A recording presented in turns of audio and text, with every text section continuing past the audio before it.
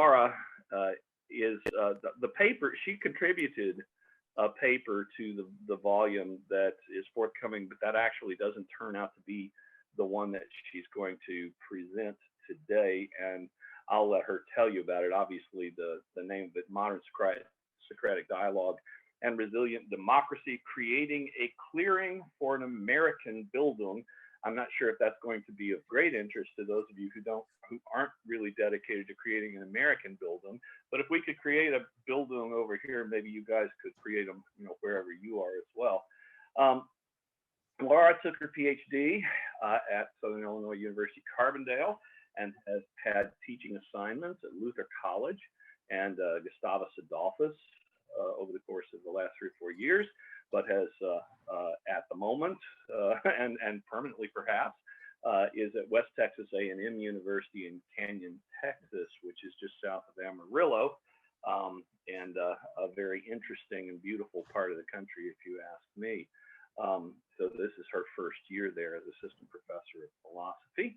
She specializes in modern philosophy, ecological philosophy, applied ethics, and pluralistic dialogue of all kinds as well.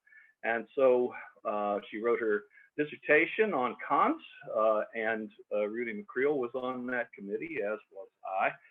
And it was, in my opinion, I assign it to my Kant classes. I make, isn't that true for those of you who have had my Kant classes? I make you all read Laura's dissertation. That is singular. I don't assign anybody's dissertation to my classes normally, but there's a lot of information in Laura's dissertation, a lot of analysis that is really suppressed in Kant scholarship. The one other person I know of who has really brought out some of these things about common sense and about imagination that Laura has brought out is Rudy McCreel. So in any case, it's a wonderful piece of work, which I hope she works into a book at some point in the distant future. No pressure.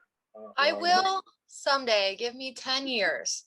I know. Well, we all have to recover from our dissertations. I think everybody here understands. So it's like, it was a pretty intense project. But anyway, so I'm going to turn this over to Laura now. Laura Mueller. Thank you.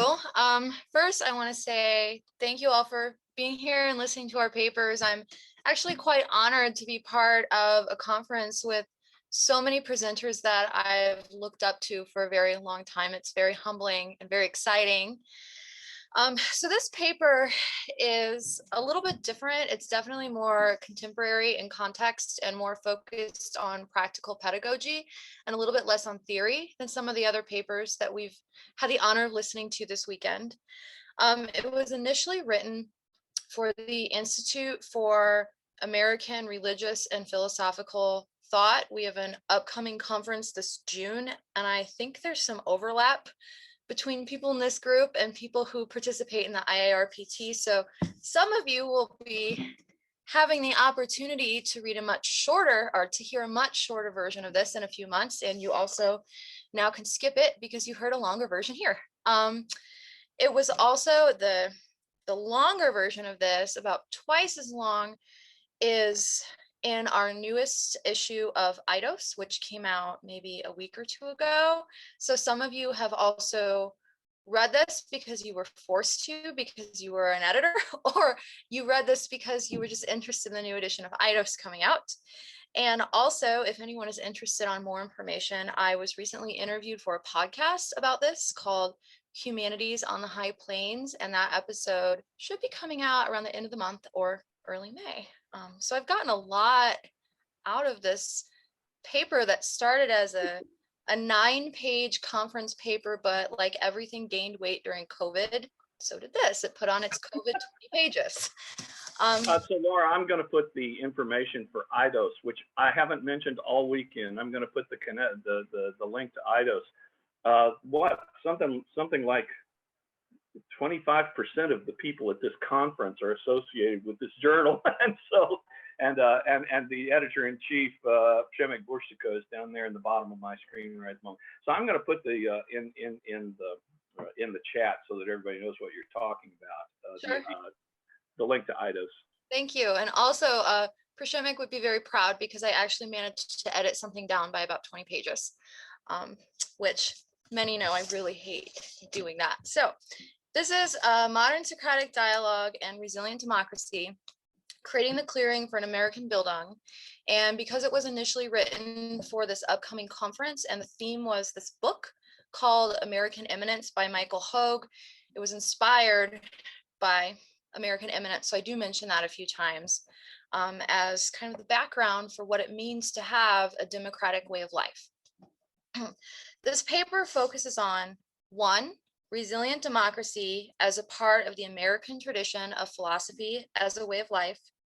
2, the history of Bildung, especially in its reliance on freedom and social bonds.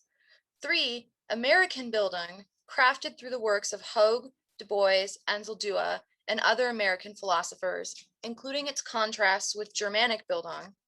4, philosophy and democracy as ways of life in America. 5, how the modern Socratic dialogue, especially as espoused by philosopher and activist Leonard Nelson, can help us achieve an American Bildung. Much like the traditions it addresses, this paper is layered. It is polyphonically pluralistic in method and structure.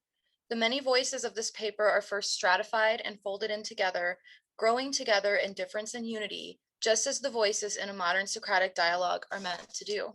So, for example, we will find Humboldt's theory as an interpretive framework for Hogue. We find La Mestiza consciousness as living examples of the product of this interpretation. In particular, the stratified sections listed above will be folded together in the following ways. After addressing Hogue's own theory of resilient democracy, I demonstrate how Humboldt's key concepts of freedom and social bonds provide a framework for that resilient democracy. I then engage in scholarship on what it means to be American, particularly showing how the pluralism of La Mestiza consciousness exemplifies freedom, social bonds, and resilience in uncertainty. Finally, I provide a brief history of modern Socratic dialogue and demonstrate how such a pedagogical method cultivates our American Bildung. Part 1, Hogue on resilient democracy. In American Eminence, Michael Hogue uses the works of John Dewey, William James, and Alfred North Whitehead to provide a new account of democracy and a new account of theopolitics for a new way of living. In particular, Hogue addresses the problem of American exceptionalism and seeks to form a new theory that addresses the Anthropocene paradox, quote, that the beginning of a human age for the earth also marks the ending of the primarily modern Western idea of the human as separate from the rest of nature, end quote. Hogue's entire theory of American eminence, his reliance on Dewey, James, and Whitehead, is to establish an ontology of human beings as internally related to each other and their environment. Our world is, in other words, quote, a world of relational experience, end quote. This new ontology grounds us, so to speak, in nature and allows us to rethink our metaphysics, our philosophical inquiry, our ways of being, including our democratic ways of being. Hogue's theory of resilient democracy is my main focus. As he explains it, quote, resilient democracy is a grassroots theopolitics committed to the practices of democracy as a way of life, end quote. Note that democracy is not being used here as a specific form of political governance. Rather, democracy is a way of life. There are two elements of Hogue's theory that I want to emphasize. One, democracy as a, quote, politics of uncertainty, end quote. And 2, the associational ethos of democracy. As a theory entrenched in traditional pragmatism, Hogue's version of resilient democracy is grounded in an anti-foundationalism of classical American thought. The anti-foundationalism includes a rejection of certainty as such. Hogue himself writes, quote, democracy and certainty are antithetical, end quote. Epistemic foundationalism assumes a first principle or some immutable reality that is antecedent to the knower. This assumption separates the knower from the known, thought from action, true reality from the world of the knower. Such foundationalism, taken for so long as a plausible theory of knowledge, constantly contradicts the world of the knower. Our experiences are not experiences of oppositions between what is known and the person knowing, between thought and action. As Hogue points out, quote, a foundationalist epistemology is insufficient for our experience as embodied and relational, to our creatural and contingent vulnerability, and to the systematically entangled nature of our political realities, end quote. Our experiences simply are, as embodied and relational creatures. Foundationalist epistemology, ethics, politics, ontologies, and so forth do not start with where and how we are. As Hogue elaborates, by treating starting points or first principles as immutable for all of time, quote, foundationalist reasoning externalizes the differences of historical context, social location, and embodiment. But insofar as democracy is a continuous struggle to widen the circle of empathy, democratic deliberation and democratic community must include these and other kinds of differences, in quotation. Just as epistemic foundationalism works backwards from our experiences as knowers to antecedent truths, so too does political foundationalism work backwards from antecedently held political beliefs to the idea of political life. In other words, political foundationalism works from beliefs or concepts that were never part of political life to asserting these beliefs as what we should aim for. Or as John Dewey put it almost 100 years ago, quote, thus philosophy in its classic form becomes a species of apologetic justification for belief in an ultimate reality in which the values which should regulate life and control conduct are securely instated, in quotation. The alternative to this foundationalism is, for Hogue, democratic uncertainty. As he points out for us, we need democracy because our lives and our worlds are fundamentally uncertain, and we need a way of life that reflects that. In other words, quote, democracy is a vulnerable politics for vulnerable creatures in a vulnerable world in a cosmos without a center, in quotation. The associational ethos of democratic resiliency is grounded in the, quote, collective experience of uncertainty and animated by the living desire to bring about a more beautiful world.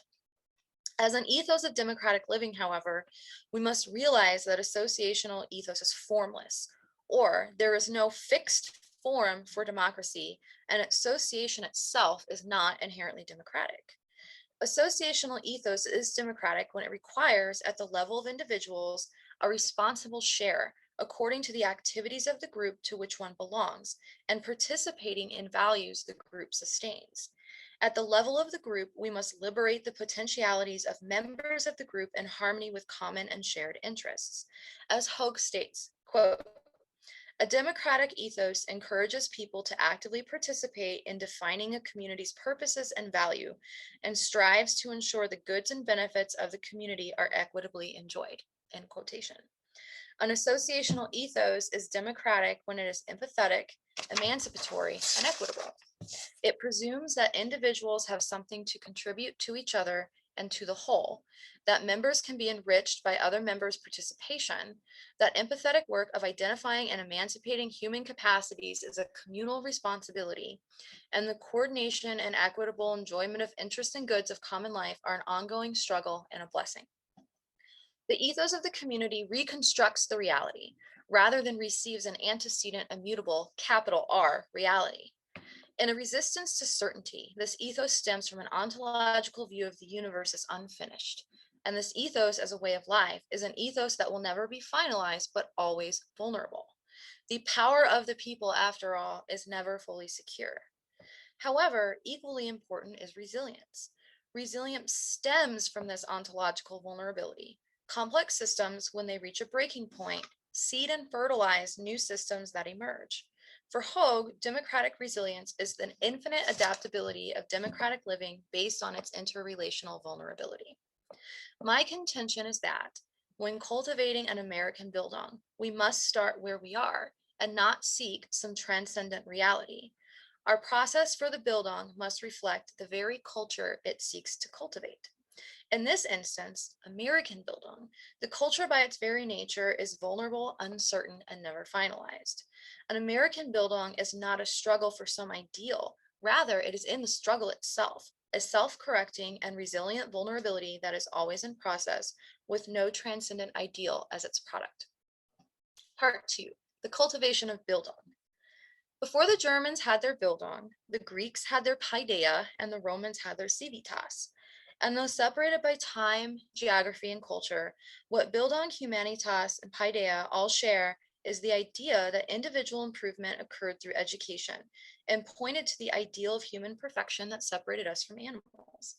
As Jennifer Hurt writes, quote, while both paideia and Bildung may be translated to culture, Neither is culture in a descriptive sense. Both point to an ideal of human perfection and a process of formation that realizes that ideal, end quote. And of the Roman ideal of humanity, quote, humanitas, like paideia, was invoked to distinguish the fully human from the vestigially human, end quote. Embedded in the Greek and Roman ideals of humanity was a justification for Greek and Roman rule, respectively. Quote, humanitas, in other words, was deployed expressly for the purpose of justifying Roman rule. Humanity did not preclude conquest. Rather, it dictated the appropriate way to rule the conquered, end quote. He, and it was almost always a he, who was fully human, whether through the process of paideia or through being civilized by Roman law, was also justified in conquering those who were less than human. Of course, culture as justification for both perfect humanity and the conquest of other nations did not end with our ancients. Hegel, perhaps the last great philosopher of Bildung, was still pushing this agenda of justified colonialism centuries later. To create an American Bildung, then, we must be assured that, one, it does not separate a kind of perfected humanity from the rest of the natural world, and two, cannot justify colonialism and racism and genocide that so often accompanies it. Wilhelm von Humboldt had perhaps the greatest influence in Western thought on the relation between education and cultivation. His notion of Bildung includes a tension between self-formation, education, and culture. Bildung, as both culture and self-cultivation, contains within it both a civic and an inward conception. Bildung as civic refers to the necessary social bonds and the political activity of the one who achieved inner harmony. As inward, Bildung is an end in itself. It is the process of self-cultivation and inner harmony, a free process that occurs in relationship with the world, but occurs for its own sake. This tension between freedom and social bonds, however, is not a dualism. Rather, it is more of a dialectic, a give and take, a push and pull between the individual and the world. Hurt describes Humboldt's Bildung as a self-formation developing the capacities of the individual into a harmonious whole. However, this self-formation cannot occur in isolation. We must engage with the world and allow our senses to engage with the world. As Hurt points out, this means that self-formation is not just a private pursuit. Requiring engagement with the world allows us, as the self-forming individuals, to transcend Bildung as a merely private, self-interested pursuit. As she writes, quote, engagement with the world, then, preserves the pursuit of Bildung from becoming a kind of narcissistic self-cultivation, end quote. In the limits of state action, Humboldt presents the necessity of social ties in the, as he says, true end of man, which is, quote, the highest and most harmonious development of his powers to a complete and consistent whole, close quote. He writes, open quote, and indeed, the whole tenor of the ideas and arguments unfolded in this essay might fairly be reduced to this, that while they would break all fetters in human society, they would attempt to find as many new social bonds as possible. The isolated man is no more able to develop than the one who is fettered, end quote. We can see from even such brief passages that both freedom of the individual and social ties are required for this true end of man. For Humboldt, if there is one thing, this is a quote, more than another, which absolutely requires free activity on the part of the individual, it is precisely education, whose object it is to develop the individual, close quote. Freedom in the development of the individual comes in the form of state non-interference in the educative processes. Civic development can only occur as a consequence of individual self-cultivation. Should the university fulfill its highest end, then the state too will find its ends fulfilled. And that's something he says in On the Spirit and Organizational Framework of the Intellectual Institutions in Berlin. Humboldt meets the first criterion of Bildung in restricting the powers of the state in educational institutions. The second criterion, social bonds, is met in the educational system itself, for him, most notably in the University of Berlin. Humboldt, quote, endeavored to establish the educational system itself with the University of Berlin at its pinnacle as the institutional setting in which the free interchange of varied personalities can occur, close quote. From Humboldt's philosophy of education and culture, we find historical concepts that can help us build our own American Bildung, suited to American culture, voices, and history. Freedom and social bonds are two key components, providing both culture as self-cultivation and culture as that which is social. From the history of Bildung as cultivation in general, both self and social, we also see the mistakes of our intellectual predecessors. We must avoid the mistakes of elevating humans so far above nature that we become unnatural, and of justifying colonialism, racism, and genocide. And the two mistakes are so very closely connected. The implied barbarism that is the other side of civilized, the inhumanity that is the sacrifice for humanitas, must be avoided. Part 3, Voices of America. To be foundational components of an American Bildung, freedom and social bonds must be interpreted and applied through a very particular American identity. And yet, the question of American identity, or what it means to be American, seems to be a puzzle never solved. Quote, "There is no country called America." Michael Walzer begins his essay, "What does it mean to be an American?" And as Walzer points out, when it comes to the United States, whose citizens often seem to think they're the only Americans in the world, things get even more fuzzy. Citing Horace Callan, Walzer points out something rather obvious, once pointed out. Most other countries get their names from the peoples who inhabit them, but no one in particular inhabits the United States, at least not after past and current Native American genocide, and First Nation peoples often have their own names for their histories and their own cultural identities. Walzer writes, quote, "It never happened that a group of people called Americans came together to form a political society called America," end quote. There is no ethnic United Statesian. Anybody can come here in theory. There is nothing about the adjective American, which for better or worse has become nearly synonymous with US citizen, that reveals anything about race, ethnicity, or religion. In this sense, American is empty. Patriotism to the homeland, Walzer states, is assumed in other nations, but not in America. As a nation of immigrants, America is not a nation spoken of or thought of as a fatherland or motherland or homeland. The United States is, quote, "a country of immigrants who, however grateful they are for this new place, still remember the old places, and their children know, if only intermittently, that they have roots elsewhere. They no doubt are native grown, but some awkward sense of newness here or of distant oldness keeps the tongue from calling this land home," end quote. The United States is anonymous. The United States is not the United States because it's got its name from a collection of people. Rather, it works the other way around. Quote, "The people are Americans only by virtue of having come together," end quote. And just to clarify, this clearly overlooks those who were already here and dispossessed or murdered, or those who were forced to come here. American is anonymous, especially ethnically anonymous. Of course, this is nothing new. Du Bois states this anonymity of America and the price it demands from others in the souls of Black folks. Quote, "One ever feels his two-ness, an American, a Negro, two souls, two thoughts, two unreconciled strivings, two warring ideals in one dark body. He would not Africanize America. He would not bleach his Negro soul in a flood of white Americanism," end quote. People are Asian American, African American, Haitian American, Mexican American, but very few declare themselves as German American or British American. They are just American. Waltz's anonymity of America might as well be white America is anonymous because it can be. If we take away the hyphen, if we assimilate, we are free of our ethnicity and become lost in the anonymous wash of plain old Americanism. As Walzer puts it, quote, "But free from hyphenation, he seems also free from ethnicity," end quote. Some might call this assimilation into the great melting pot along the lines of what Orozco calls the Anglo-Saxon conformity model.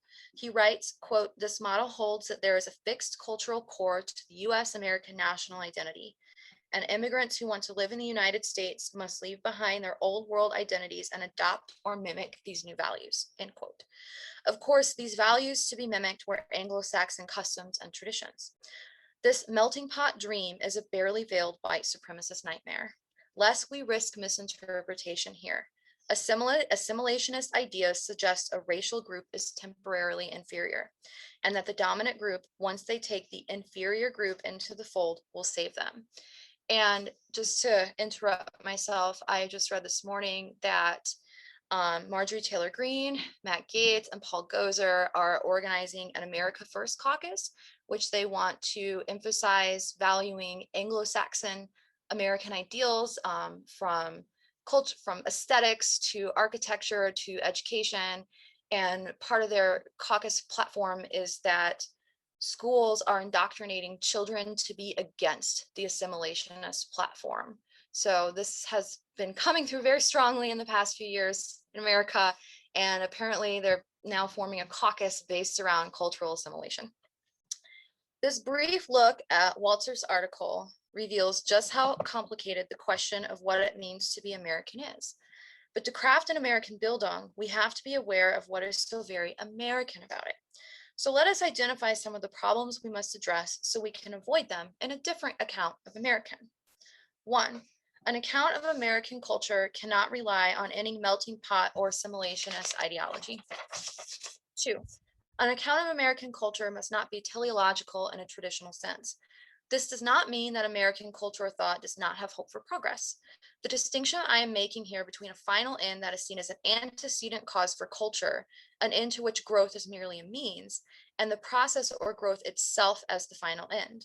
Perhaps we can call this refined version of telos an American telos, where the process itself is the end, and thus the end forever is process and uncertain, like Hogue's resilient democracy.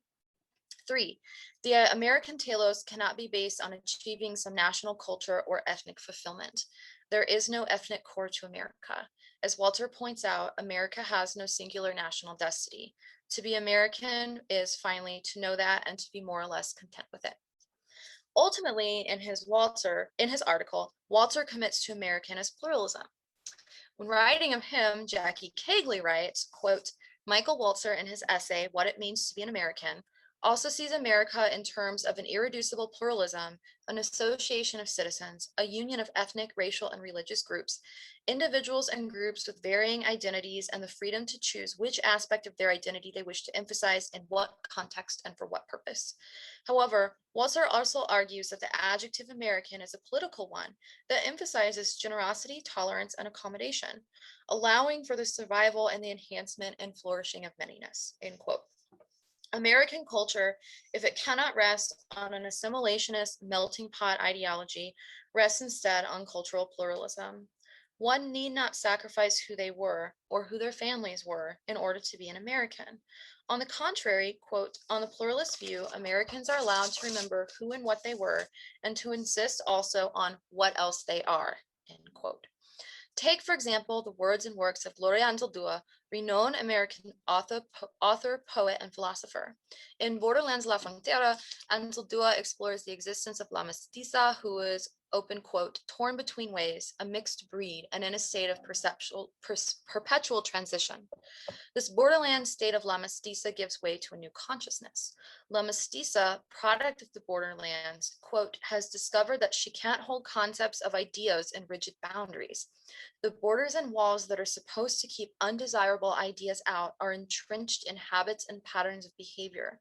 These habits and patterns are the enemy within. Rigidity means death.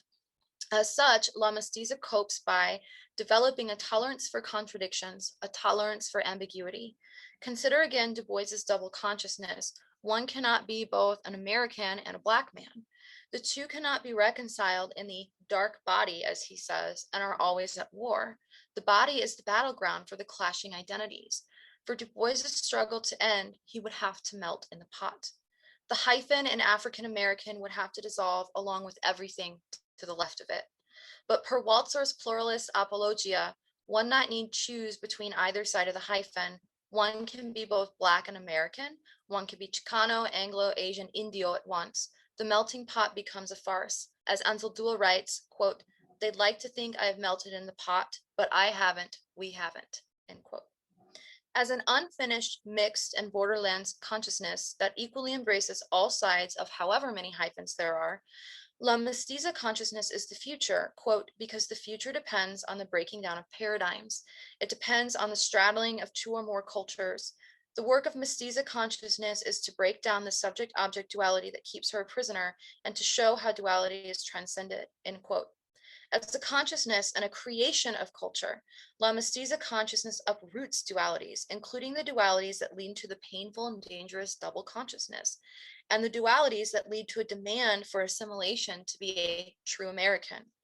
What we see in La Mestiza consciousness is a way of thinking and perceiving and acting that comes from the experiences of being many things at once. Indio, immigrant, Latino, American, Anglo, Chicano, American Indian.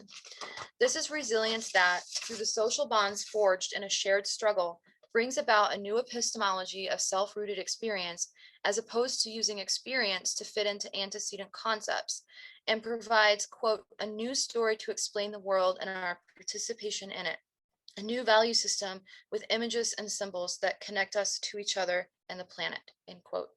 La Mestiza consciousness is the creation of a new culture in the borderland space.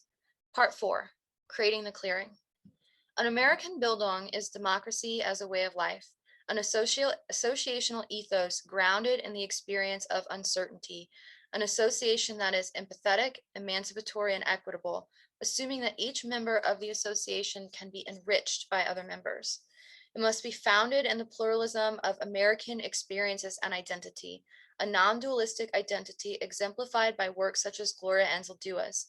This Bildung must be founded on the two main elements of any Bildung, freedom and social bonds. Just as the Germans looked at philosophy, poetry, the novel, and the liberal arts as a way to cultivate the self and civil society, so too can we look at philosophy as a way to cultivate this way of life that we call an American Bildung. To begin with, the American philosophical tradition itself developed largely outside of institutions and instead developed as intertwined with everyday life.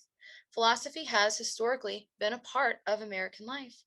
There are several reasons for this, including an institutional distrust of philosophy by the reformers, independent scholars who made their living by public lectures, letters, and pamphlets, and the exclusion of Black and African American intellectuals from universities.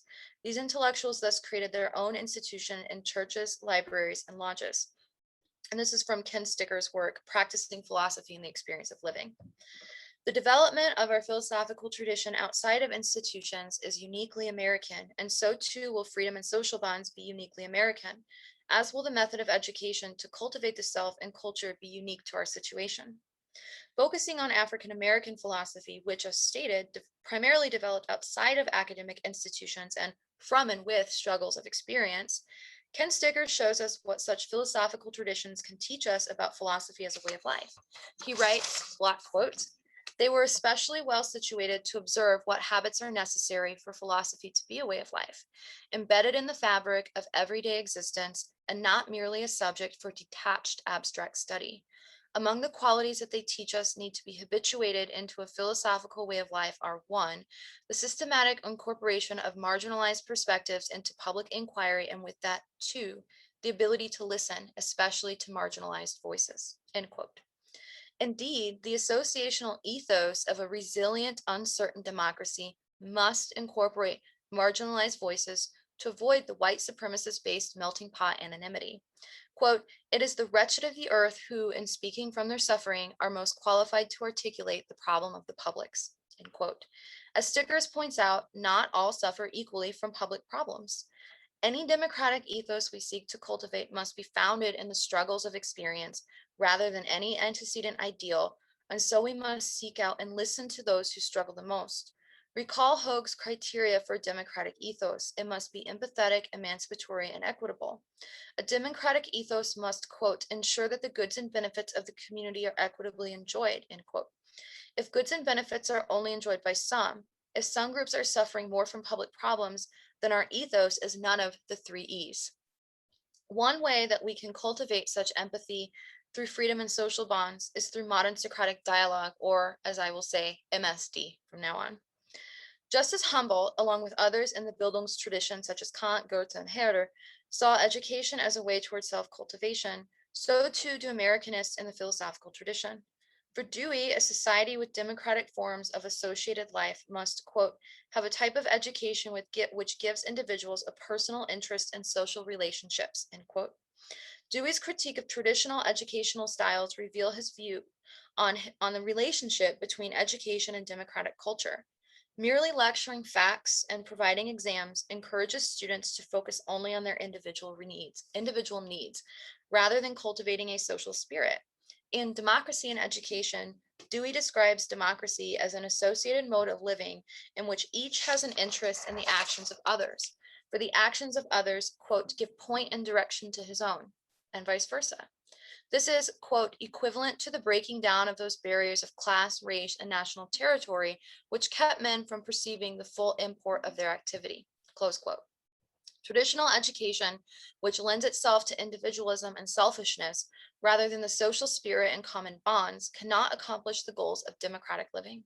In the school and society, Dewey expresses similar thoughts. Quote, the common needs and aims demand a growing interchange of thought and growing unity of sympathetic feeling, close quote. Philosophy as practiced through MSD provides both freedom and social bonds, including empathy, the incorporation of marginalized voices, and the demand to listen to those voices. It cultivates freedom and the autonomy of the participants and social bonds and the shared struggle for meaning. It is rooted in vulnerability, in a puzzling situation in which meaning is not immediately known, but must be resiliently and adaptively created. It is anti-foundational, and its only telos is the participation in the process, rather than a demand to find a certain capital T truth. It need not occur in institutions, though it can occur as a way of association and method of pedagogy.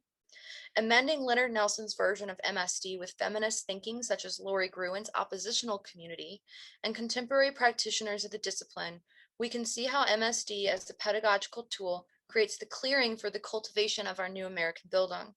Based on shared experiences and community inquiry, MSD also provides an epistemic method that stems from our experiences as embodied and relational. Part 5, Modern Socratic Dialogue, Nelson and what comes after. Leonard Nelson, reformer, philosopher, activist, was a self-proclaimed follower of Kant and Fries, who developed the discipline of MSD when he was teaching at the University of Göttingen in the early 20th century. Nelson himself, seeking to put ethical demands into practice, founded a political movement as well as the Philosophical Political Academy. As Fernando Leal recounts, Nelson saw philosophy as a struggle that demanded a certain way of life.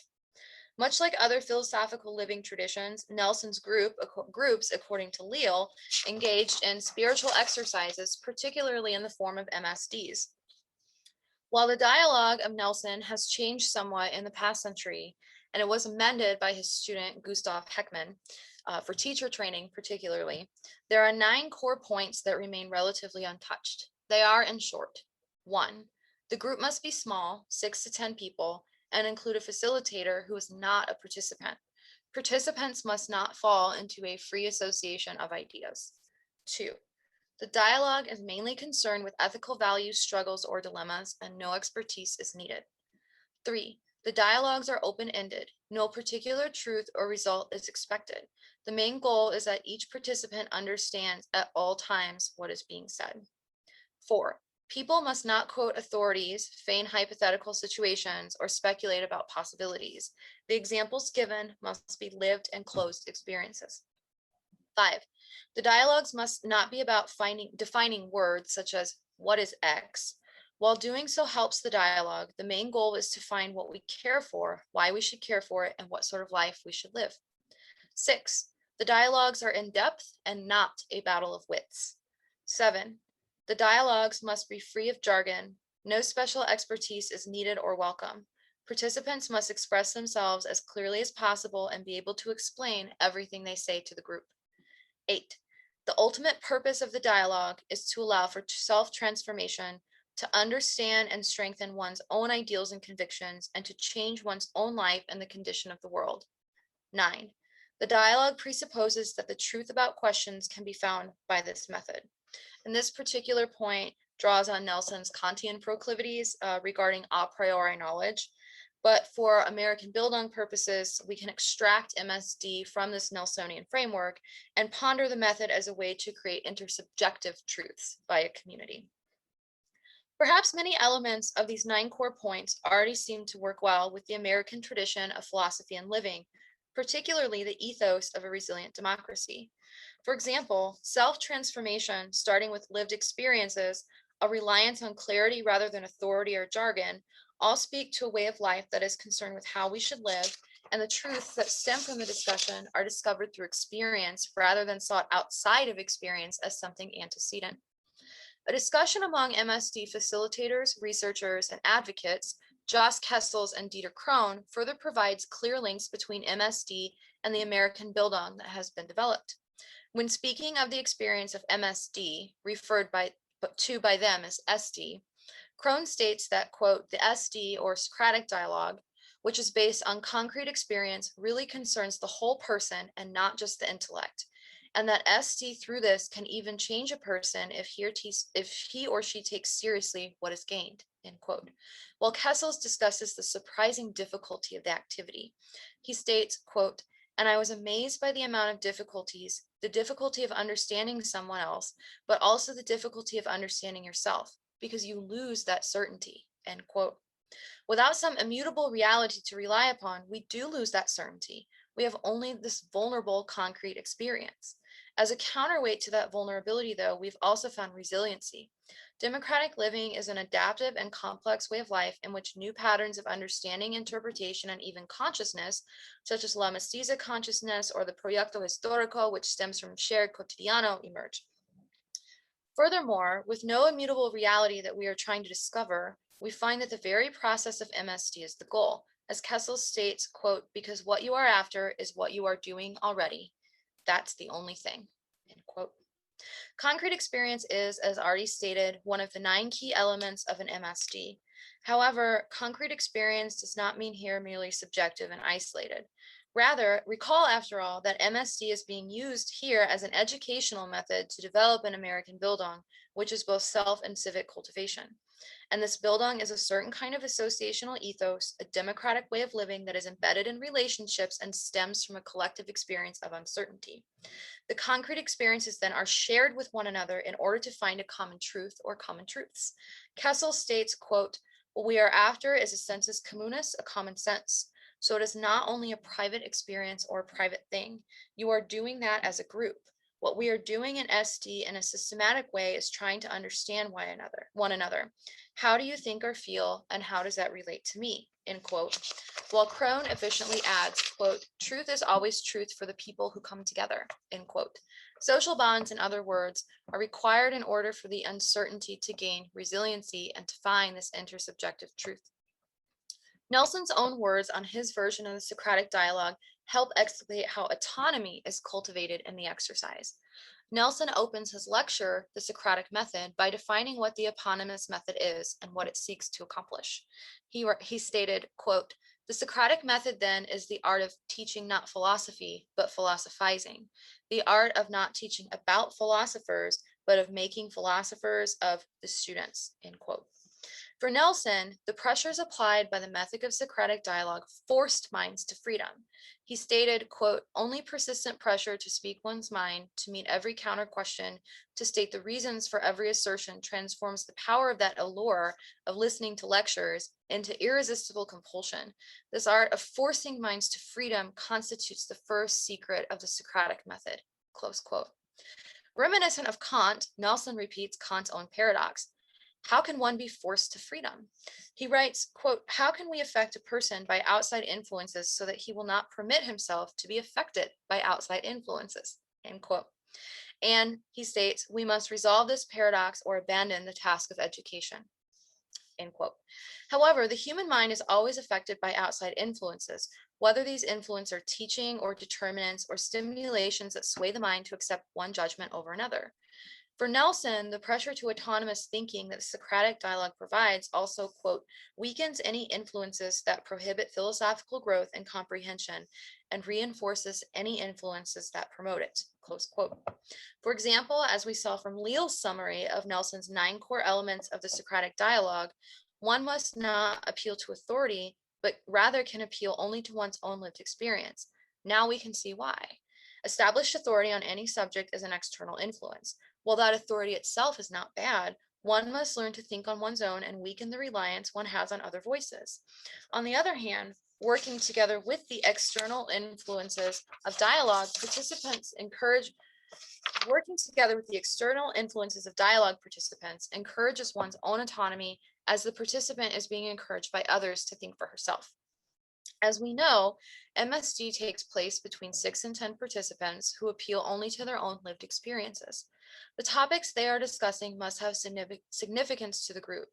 While there are many variations to the MSD, a few things remain constant in all accounts. a question decided upon by the group or given by the facilitator is asked. After the question is asked, each participant writes down an example of a lived instance of that topic. If, for example, the question is, what is friendship? Then each participant would write down an example of when they experienced friendship. The facilitator writes down each example on the board. The participants then, through dialogue, together select one example that they think best represents an experience of, say, friendship. This example becomes the exemplar. The exemplar must be a story to which all can relate and empathize with. The next stage involves the participant whose story was chosen to break down the experience in a set of steps.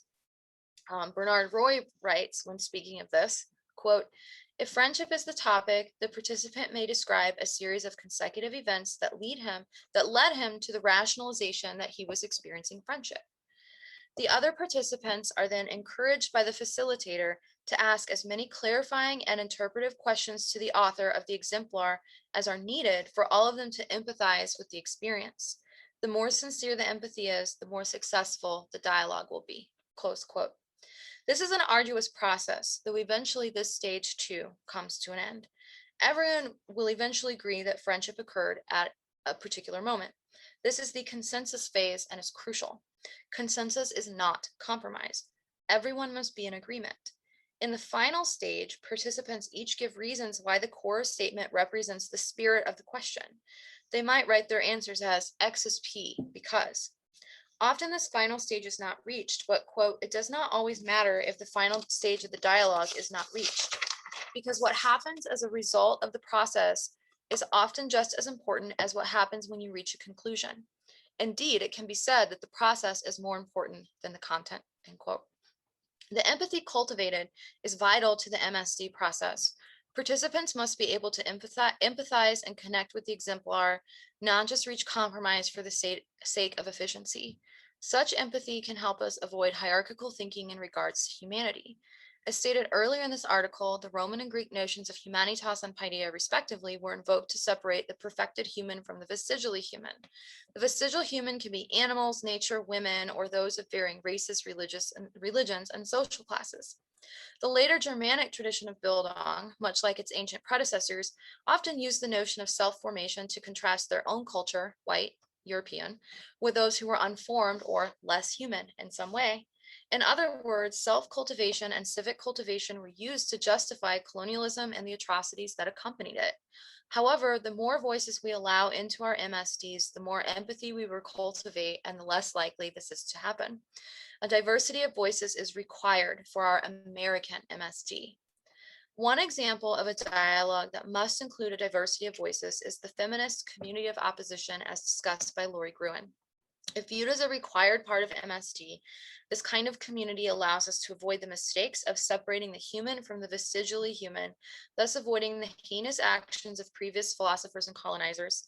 Drawing on the work of Anne Ferguson, Gruen writes that, quote, communities of opposition, while created due to certain shared interests, allow for the important recognition of differences between members of the community, end quote. In such communities, the status quo can be reconsidered as diverse community members express their own interests. MSD groups must be communities of opposition to avoid assimilationist ideology. Part 6, concluding thoughts. The way here has been crafted from a bricolage of thoughts, much like America itself. We begin with Hogue's conception of resilient democracy as uncertain, empathetic, emancipatory, and equitable. This uncertain and unfinished nature of this associational ethos is, I have claimed, a self-correcting vulnerability. America corrects its course toward amelioration, and it does this not through immutable truths of identity or philosophy or politics, but rather in the precarity that is part of democratic forms of life. After all, the power of the people is never fully secure, as Hogue writes. In addition to the vulnerability, however, we have the resilient commitment to democratic living. This resilience stems from an assumption of ontological internal relatedness, in which systems uniting around a common purpose can transform larger systems. To determine what is so very American about such vulnerability, we then looked in the anonymity of American identity in the first place, discussing the ethnic erasure required to create such anonymity. We established a need for a sense of American that is tolerant of ambiguity, that allows one to move between either side of the hyphen in American identities. This tolerance looks something like Gloria Anzaldúa's La Mestiza consciousness, and if embraced, could end the torment of double consciousness. La Mestiza consciousness also demonstrates the resilience of vulnerability. In order to cultivate this tolerance for ambiguity, empathy towards others, and embracing of vulnerability, we turn to education. For this, the history of Bildung is helpful, particularly as it explores the relationship between education and self and civic cultivation. Wilhelm von Humboldt, perhaps one of the most important Bildung scholars in European history, provides two criteria for such cultivation: freedom and social bonds. Combining the need of freedom and social bonds as demanded in classic Bildung's tradition with the need for vulnerability, direct experience, empathy, and uncertainty in an American Bildung, we find the pedagogy of modern Socratic dialogue. Drawing from core principles established by Leonard Nelson: direct experience, no goal but the activity, no reliance on authority, we see the cultivation of autonomy, thus meeting the requirement of freedom. The communal element, social bonds of MSD, especially when amended with an oppositional community, again focusing on direct experience, but this time of the oppressed, forges empathy with others and cultivates tolerance for ambiguity, of experiences, of identity, of self-formation. This oppositional community also includes nature, thus supporting Hogue's ontological position. The truth is communal rather than immutable. This thus formulated, MSD is democratic in spirit and practice, and so as a pedagogical tool can cultivate the democratic spirit and associational ethos of an American Bildung. That's it. Thank you. Lovely. Thank you very much indeed. That was very, very interesting. I have a quick question. Now, I'd like to hear your thoughts about an ongoing discussion I've been having with other people who try to sort of present the ethos of contribution to democracy of American thought. Particularly, it's a discussion I've been having with Bob Talese and Cheryl Misak. So they basically, I mean, I don't disagree with the overall picture really of that democracy is a form of epistemic meliorism, that we not only share like a common will through voting and things like that, but we also have spaces of discussion, like you call them the ESDs and things as such. But I was thinking that that is a rather incomplete form of the pragmatist contribution to the idea of democracy. And I really like what you presented because it sounds to me very powerful. A lot similar to what, for example, Dewey says, but of course, I was thinking in Jane Addams as well, because she actually took this to, you know, an engaging practice, an embodied care for people by not only engaging with intellectual development, but also empathetic connections. And I think that is also building a democratic ethos, in my opinion. But I like to hear your thoughts about that. And I was thinking that basically Jane Addams and you mentioned Gloria Anzaldúa, and I think she's, I mean, this idea of the mestizo consciousness and the liminality and the borderness of her thought kind of helps to build up towards that kind of more empathetic, sort of humane democracy. What do you think?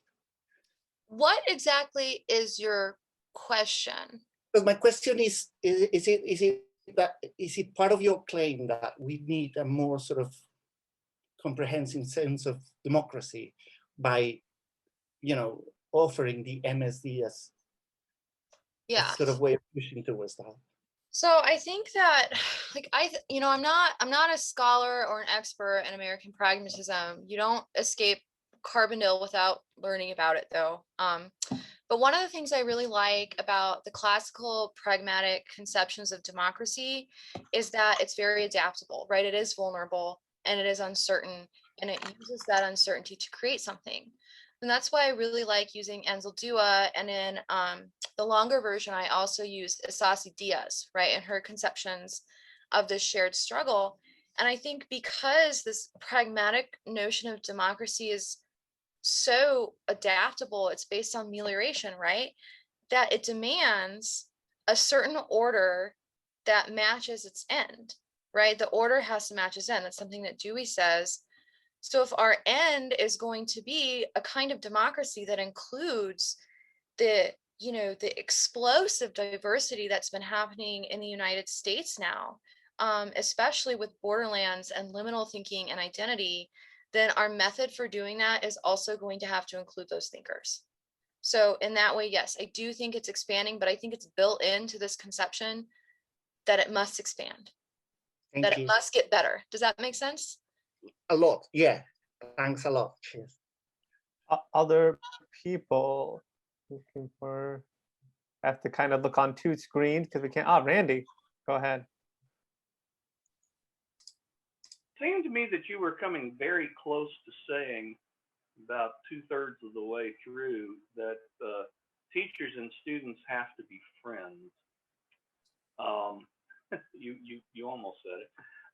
And that I wonder to what extent that, I mean, you were contrasting the formal and the less formal. I wonder to what extent you might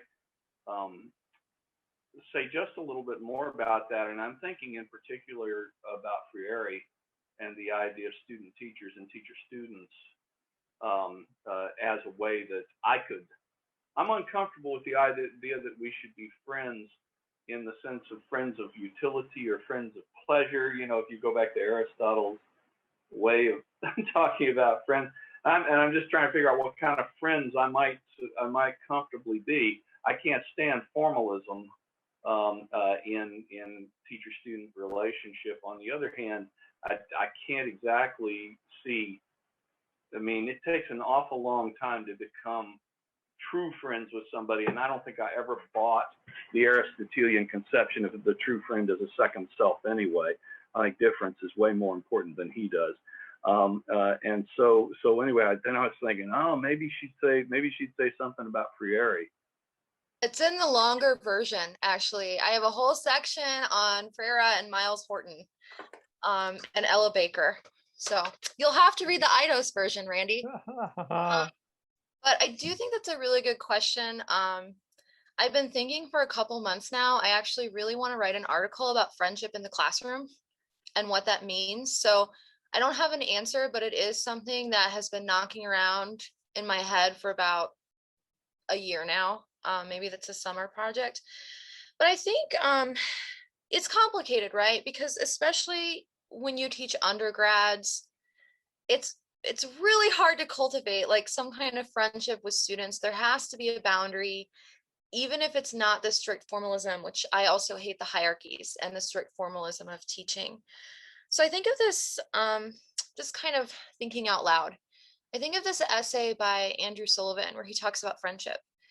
And he says that while Eros is looking into the eyes of someone and losing yourself, friendship is holding hands with them and looking at the same horizon.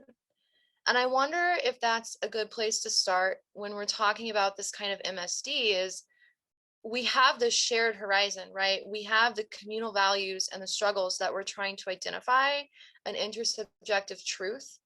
And maybe it can be a kind of friendship based on that.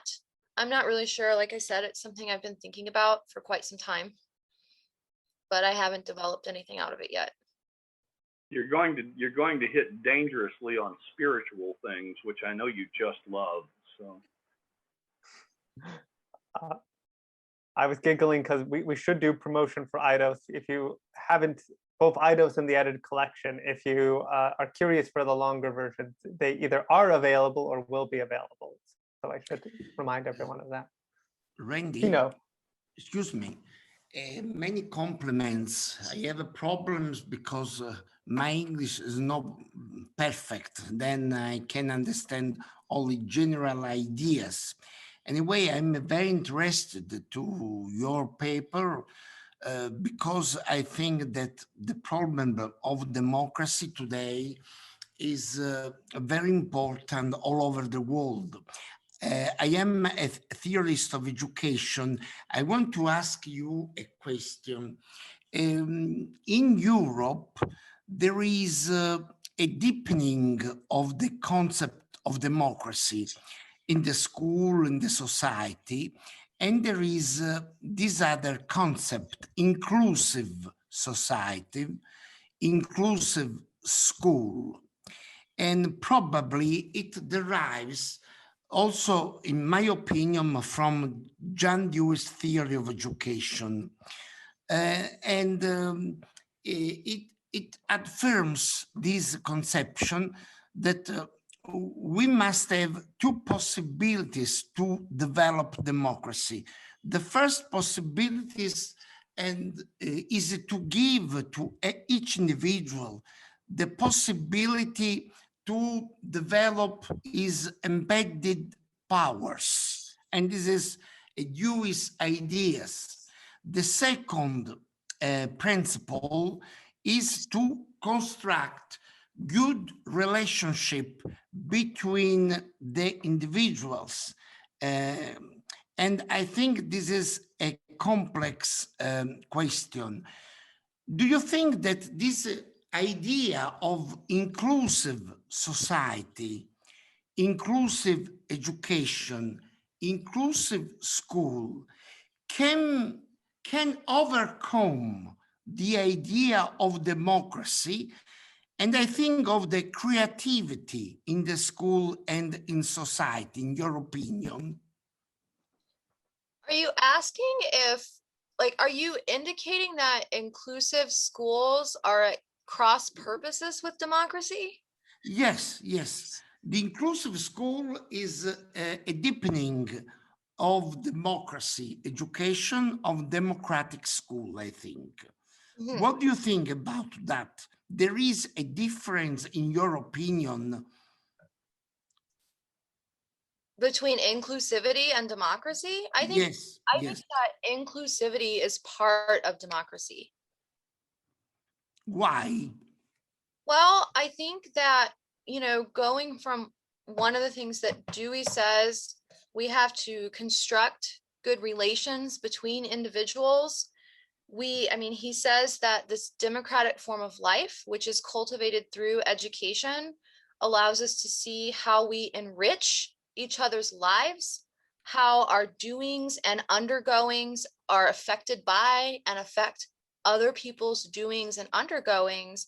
And he says this is what breaks down a lot of social and political barriers. Like, the thing about democratic life for Dewey is that it grows more democratic life, right?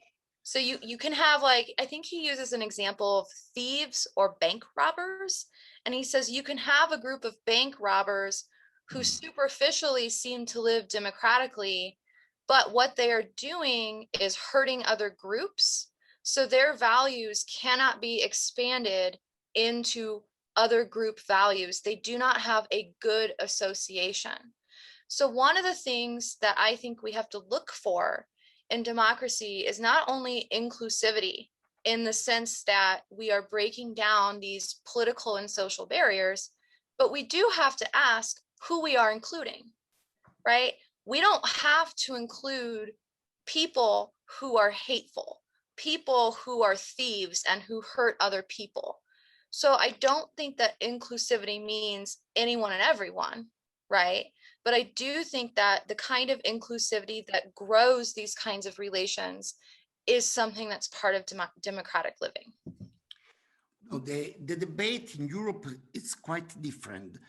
However, many compliments I'd like to discuss with you in the future, because the inclusivity is considered a development of a concept of democracy.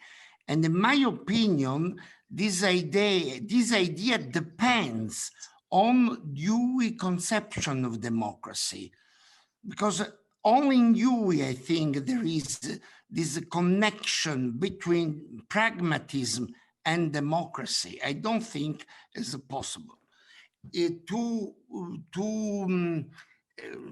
to find in another pragmatism this connection. Okay, thank you very much. Thank you very much. You know, if you want, I can send you her essay. I'll do that. So maybe that can help further it. So you can look carefully at it, and then we can discuss the European context. Okay, okay. Thank you very much. I know Brian wants to talk, but I want to put a point on what Giuseppe says. And that was part of the reason the American Bildung part of what Laura was talking about is exactly what I was thinking. I knew he was going to say this. Here, Laura, really in 3 words, mestiza identity, it's 5 words, is still identity, right? And so the problem is you've got a tension between identity, individualism, not individuality, individualism and democracy. And that's what Giuseppe is, that's the tension he's getting at. Yes. If you don't look at democracy from within the American context, then democracy and individualism are almost the same thing, and identity makes that worse.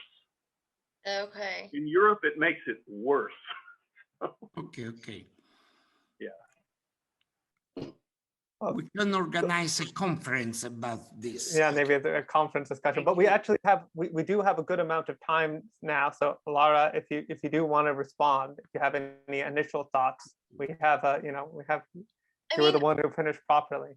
It's difficult because I mean the context in which I understand this is a very American-based context, and I just don't know the European conversation. So I can't say anything with any intelligence right now without learning more about that conversation. And I should say the European conversation is even more complicated because it's a bunch of national, like the Italian situation on this issue looks very different from the Polish versus the German. So it's much more articles of confederation level of heterodox views here, even milder. So this is why I was very careful to say it's an American Bildung. It's very contextualized. Yeah. Okay, so I've been sitting on this for a little bit. This would be a great time to maybe bring up what Myron commented on earlier. Yes. About the extremists moving into academia, and the problem of democracy is that, at least from a Deweyan perspective, silencing a group or a small community within a larger community is a real problem. And the idea of safe spaces as a kind of an antidote to the radical right extremists and left extremists on campuses and things has become a real mess. And one of the solutions to democracy, when it starts to fall apart, of course, for Dewey, is always more democracy, right? So sorry, I'm getting all these beeps coming all of a sudden now. I think it's everyone just egging me on or something, but I think it's important to look maybe at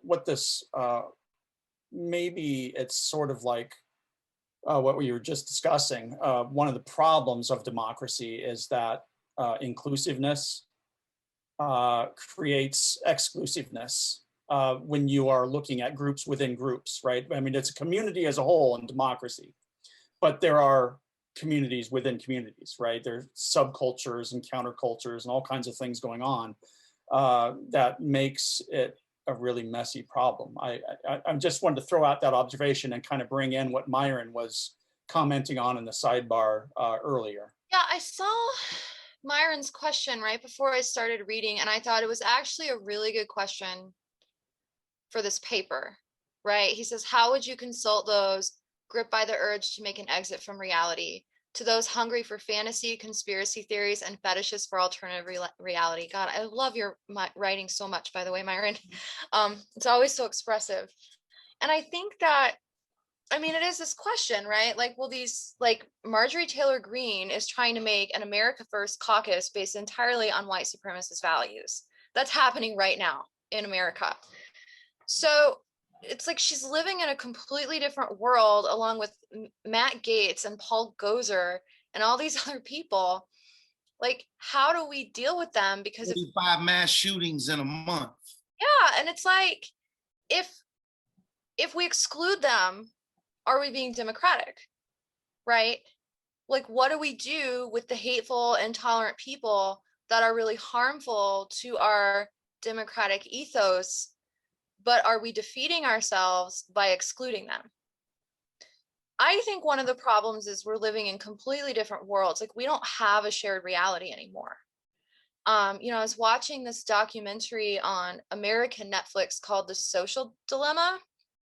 And I don't know if anyone's seen it, but it's horrifying and fascinating that the way that we end up with this different reality from others is social media tracking what our news sources are, right? And then giving us only news from sources that are compatible with it. And that's how you get COVID deniers and anti-vaxxers and people like Taylor Greene and people who think that the American election and who live in this world, that the American election was fake, and the people who live in this world are living in this world of fantasy. And that's one thing I like about modern Socratic dialogue, is I think it gets us back to a shared reality. I think if you can, it takes a lot of good faith, right? Like you have to enter into the discussion without wanting to win, and with needing to transform yourself, and with realizing the communal values that come out of it might not be the values that you started with. So it's really difficult to get to, but that's one of the things I like about it, is that it can get us away from this subjectivist, my opinion is all that matters, relativistic, let's just agree to disagree and live in separate worlds, and back to a place where we're living in a world together. But that doesn't really answer the question of this paradox of intolerance, right? One of the things I like is, my book is right there, but I'm not going to get it. It's in this essay by Lori Gruen, where she talks about communities. And she says, we need an oppositional community because not all community values are good ones. So we can be born in a really sexist community or really racist community, or, just isms communities that are really bad in some ways. And the communities that we create with just our friends are fine and dandy, but they don't actually push us to change anything that we think, right? It just kind of keeps us often in this dogmatic mindset. So what oppositional communities do is they break down a lot of our intrinsic beliefs and values and things that we think about ourselves as a person, and they allow us to reconstruct those together. But do you have to include the people who are just hateful? And the answer is no. That's it. No. If I have someone who thinks that women are stupid, I'm not going to include that person in my community. And I'm not under any obligation to, because that's not going to do anything for the community or anything for myself to transform myself. I want to turn to Ralph in a second. We're having some good chat in the discussion, which I encourage everyone to look to. But just real quick, because I think it's tied to this theme. Laura, do you think there's not just only like a paradox of tolerance, but maybe, I don't know how to articulate, a paradox of self-cultivation? Like what happens to people who go through SD versus the rest of the world? I was thinking about your humanitas discussion and the problematic origins of it. And I've discussed this with Marcin before, of like, historically, okay, philosophers that cultivate themselves see all the what they see as dumb, isolated, problematic ways that people behave, right? But that in some ways already feeds this analogy between the cultivated person and, the arrogant, obnoxious, Marjorie Taylor Greene, Tea Party, law and justice, I'm going to use the Polish example, masses, right? So how do you navigate that part? Do you have any insight of navigating that part of the kind of the tension here? Like what does it mean to be a part of an SD group or a democratic community and still be open to another? Maybe it gets back to Bashemik's point, another that we ultimately might be in hostile conflict with because of their inability to join in, because of their inattentiveness to tolerance. I don't know if I'm articulating that well, but because it's. Well, I'm gonna try. Are you done? Yeah. Okay. Just checking. I think that actually your paper and these kind of virtues, right, are really complementary to that, where you have someone like Kassir who was clearly better. He's better than me, right? He's like above and beyond, but he had these kinds of virtues that we should try to imitate and reflect on and grow within ourselves. And I think it's just in general really important in academia or out of academia in this cultivation, and this is a vice of academia that we don't often do this, is to remain humble. right? To have this kind of constant epistemic humility. And if we're in an SD and we're in a community of opposition, even if it's not intentional, ideally that keeps you really humble, right? When you're listening to all these experiences and thoughts and community values that you never ever thought of, like, I don't know what else would make you epistemically humble except for something like that. Good. Ralph, I know you want to talk. I want to make sure I don't lose you in this. Oh, yeah, Laura, I really like a lot of your ideas about democracy. And I think you'll agree that they're very different in some ways from the idea of democracy of the guys who originally set up the American political system. So these guys were operating from a sort of like the type of social contract approach they were working from, like Hobbes and Locke. It was a sort of a jaundiced view of human nature. So in their view, it's not just the Marjorie Taylor Greens of the world that we have to watch out for. We would all take whatever we can take at everybody else's expense if we could get away with it. And I don't completely agree with that, but you can see in history that there is that element of human nature. And so their main concern was to try to minimize the possibility of some group or even a majority to tyrannize others. And so they set up this system that's sort of anti-majoritarian in a lot of ways, and also that has so many checks and balances built into it to prevent us from getting enough power to do these oppressive things that they were worried about. And luckily, it so far has prevented the Marjorie Taylor Greens from doing what they would like to do. But there are so many checks and balances there that we almost can't do anything.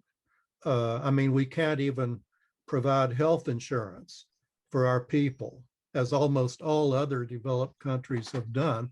We can't prevent insane people from getting machine guns to blow everybody away. We almost can't do anything because they deliberately designed it that way. 6 senators represent the same number of people as 60 senators because they didn't want anybody to have enough power to really change anything. And so my question is, in order to facilitate the kind of democratic process that you're talking about, it seems to me that we would have to radically change that system that they set up. But the system was deliberately designed to make it as hard as possible to change anything about it.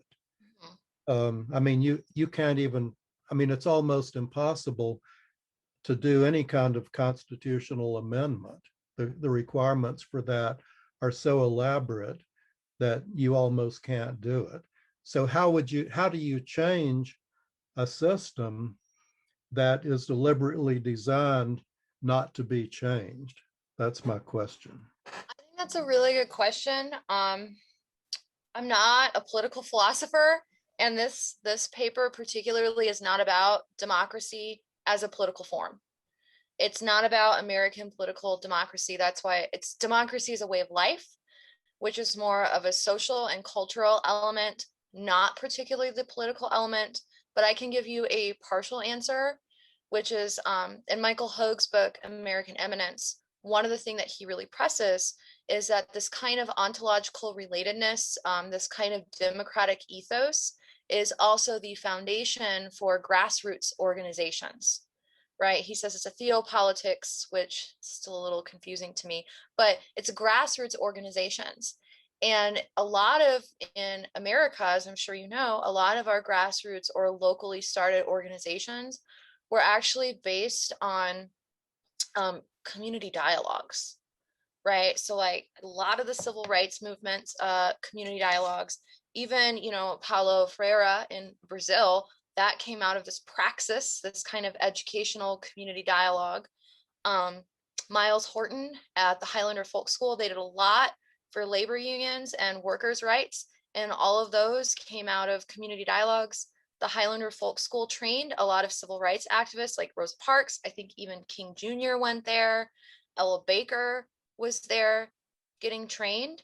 So while I can't give you a specific answer about the overweening political mechanisms, I can say that there are political outcomes of this kind of modern Socratic dialogue. And even when Leonard Nelson and his student Gustav Heckman created it, it was for political purposes, like to have community dialogues and grassroots transformation that could press and change our political mechanisms. Other questions? Yeah, I'd like to interject really quickly about that. To kind of bring both Eli and Gloria's papers together, I think it's important to remember that the influence that the teacher has in this process of pedagogy and paideia and the different things that were talked about. One of the problems with educators and being friends with the teachers and students being friends and the things that we discussed earlier is the problem of over-influence. And I know that, like for me personally, I read Dewey. I mean, I did read Dewey. I read Emerson now, and he wrote about this in particular in uses of great men, saying that the best leaders, the people that we want to model ourselves after, should protect us from over-influence. Like, it's kind of like what you were saying about humility, Laura, is that one of the best qualities of a good instructor is that they don't over-instruct, that they give us a model, as kind of the sage model that Eli was talking about, but then also encourage us to become more ourselves and not just copies of them. That's the problem of politics that we have now, is that that's not a very marketable model, right? You want to be the expert in something and then market the hell out of it and become rich and famous and have everybody love you and want to, you know, be you. That makes it harder. I mean, philosophy and politics have always been at odds, right? Since Socrates. I just wanted to kind of throw out there the problem of over-influence when we're dealing with education is something that I think needs to, I don't think people really are in the general population aren't so sensitive to that problem. I think they actually want over-influence. And I think, Brian, I appreciate you mentioning that, because it's one of the things, like I've done MSD in the classroom, and that's one of the things I really like about MSD is I act as the facilitator. So basically I make mind maps on the board of what they're writing, and I keep them on topic, and I make sure that they fully understand each other. So I'll say like, hey, Sagrario, can you please repeat what Arturo says, you know, to make sure they understand each other. And as this progresses, they get better and better about it until all I'm doing is silently writing things on the board. And it's such a good practice because students have this problem of thinking that their teacher is some infallible authority, at least in Texas and Minnesota. They have this problem and they don't want to talk back. They don't want to ask questions. They want to just completely follow an authority figure, right? Which means they're not thinking on their own. And that's where that Kantian influence that Nelson had is coming in, which is we have to kind of force them somehow to be free, to be emancipated, to be autonomous. That's why part of MSD says, like, you can't rely on experts. And even Miles Horton at the folk school, when he had his community dialogues, would actually ban people there as experts from being in the conversation until it was time for them to come in, because we want to avoid this over-reliance on authority. So I just really appreciate you bringing up some of the practical pedagogical issues going on in this, Brian. Thank you. I think we need to close out soon, but just because I can't help myself and use my asymmetrical power here as the director of questions, one thing that does strike me though is there's a problem here, which is who thinks there's undue influence, which is, of course, if we go Socrates, right, the first corrupter of the youth. So like, and one was, the Taylor Green crowd, right? Is the complaint is that our schools are rampant with this, ideology of multiculturalism, and that other cultures have equal value, and that America sucks, and however they frame it, that undoes our important history. So I think the narrative is people want influence on school, but what they think is the right set of influences. So anything that's kind of contrary to that. And what it makes me think of as a kind of ongoing question of this group is, do we have enough resources to resist anti-democratic tendencies? Are the things we're talking about enough to really push against these, other forces we're talking about, which are so vitriolic, convincing, persuasive on their own? And my constant concern is like the work. I agree with you. You have the kind of you just have to start at this kind of more democracy level, right? But then the other part of me says that takes a long time, and the threats we're facing are so imminent and quick, especially the way a kind of populist nationalist surge can come into place. It makes me think, boy, do we really have the resources to work fast enough to hedge the thing that's coming against us? I don't know. But on that lovely note, we have 2 minutes, so I do want to give people for once a brief bathroom break. If you would like that, take your 2 minutes. Another round of a hand for Laura for a really wonderful paper. I'll come right back.